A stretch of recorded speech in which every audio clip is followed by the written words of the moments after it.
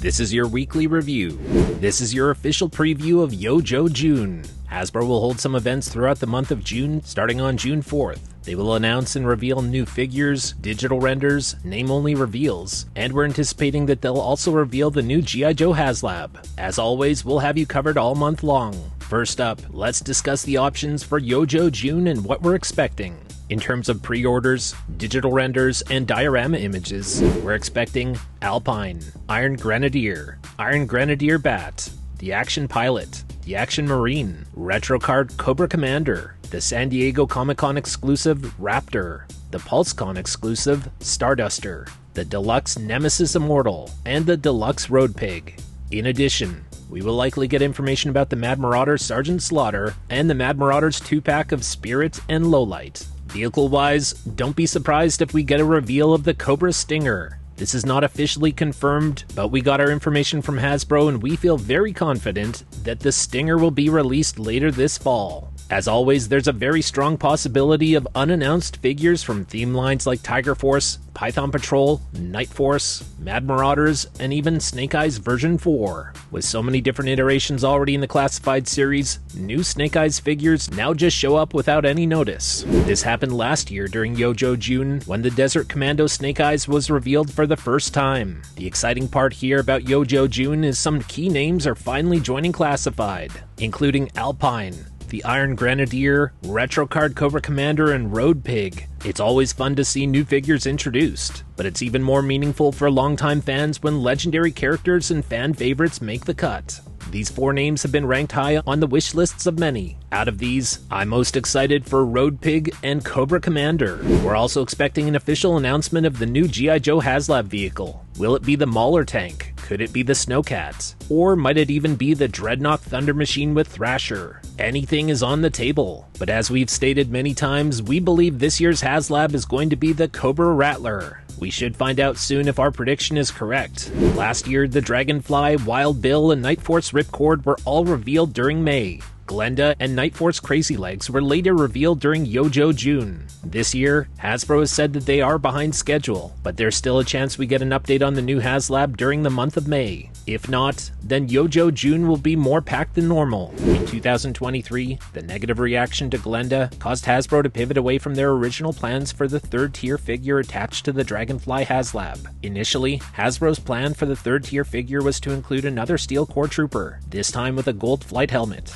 This is the reason that there are so many promotional shots for the Dragonfly helicopter featuring a Steel Core Trooper working with Wild Bill. When many fans were disappointed by Glenda, Hasbro decided to pivot away from a troop builder and instead offer a named figure, which ended up being Night Force Crazy Legs. This explains why the render for Crazy Legs was rushed and not a true digital render like all the other figures. It was a last-minute pivot and addition. And before we move on, we invite you to quickly do us a favor and smash that like button to show your support for the show and the work that we put into it.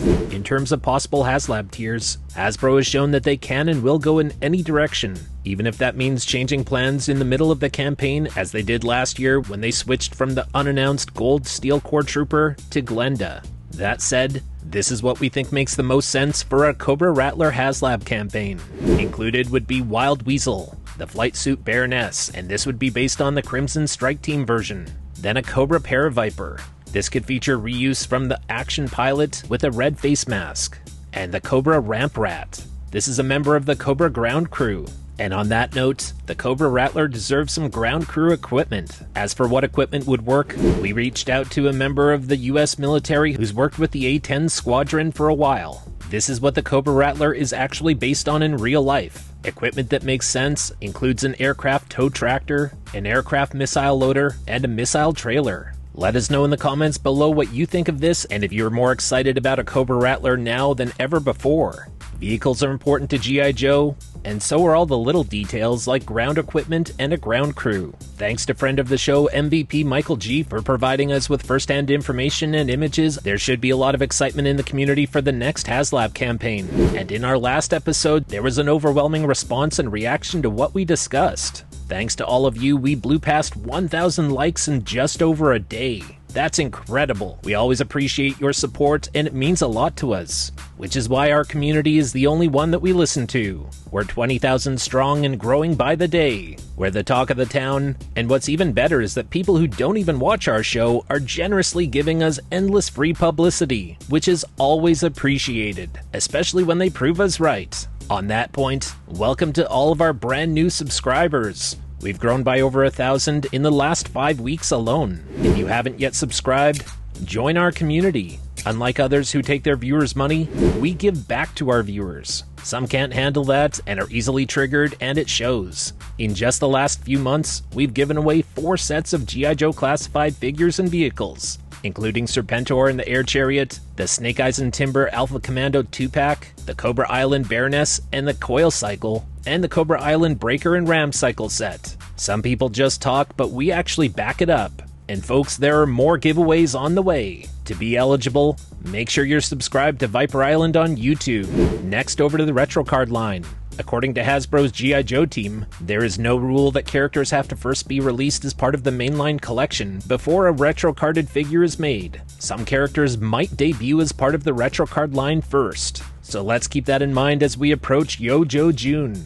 The next upcoming wave for the retro card line is led by Cobra Commander. He'll be joined by 2 other figures. But even more than that, we have a full year of retro card figures on the way for 2025 as well. In no particular order, let's consider the most likely options for the retro line for the remainder of this year and for 2025. First up, the Cobra Trooper. A retro version could be inspired by the vintage version 1 style. Next, Serpentor. Being that this is the retro line we're talking about, he will come with less. So we're expecting the figure with only the vintage style cowl, cape, Cobra staff, and claws. Then how about Flint? This should also be based on the version 1 style. And as we've been saying for a long time, Flint needs to come with a new head sculpt, just like Duke and Scarlet. If you agree, post a comment down below so that Hasbro knows there's a lot of support for this.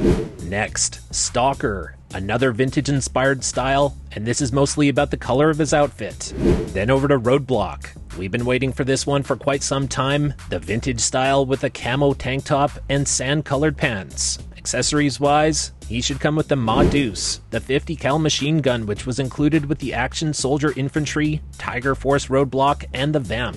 Then over to Rock and Roll. Add this to the list of vintage version 1 inspired figures. The green shirt look is something that a lot of fans are still waiting for. And speaking of something that people are waiting for, Falcon. There will be a new head sculpt guaranteed going forward for any future versions of Falcon. And how about Major Blood? The Cobra Island version is one of the best figures in the entire line. But that said, there is a great opportunity here for the Hasbro team to give us something new with Major Blood, but still have him keep that original awesomeness that the Cobra Island version displayed so well. A vintage-inspired retro figure could be less modern, and this includes an eye patch instead of an optical eye tech device. Let us know your thoughts on Major Blood and what you would want in a retro card Major Blood figure. A lot of fans missed out on this one the first time around, so the retro card version is definitely high up on a lot of people's lists. And another figure that fits into that category of being high in demand is Dr. Mindbender. A retro version should include a white Cobra logo on the back of his cape, and then accessories-wise, only the pistol, the electric prod, generator, and hose. Then another one that we're anticipating, Sergeant Slaughter. The vintage style should have the green tank top, black tights, with the red, white, and blue stripes down the side. Accessories-wise, they could go any number of directions, but it should include a drill instructor baton, his hat, sunglasses, and possibly an M16. Then what do you guys think about a Tomax and Zaymot 2-pack? The vintage style for this should have different packaging, so that means it might not happen. But if it does, the vintage style packaging would include mirrors on the sides facing the figures, just like the 1985 version. And how about CoverGirl? A new version could include a new head sculpt with her blonde bombshell appearance. Then over to the Dreadnoks. A vintage-inspired Ripper should include his original backpack. And the same goes for Dreadnok Buzzer. All future Dreadnok should be closer to their original vintage style. And we can't talk about vintage figures without talking about Doc.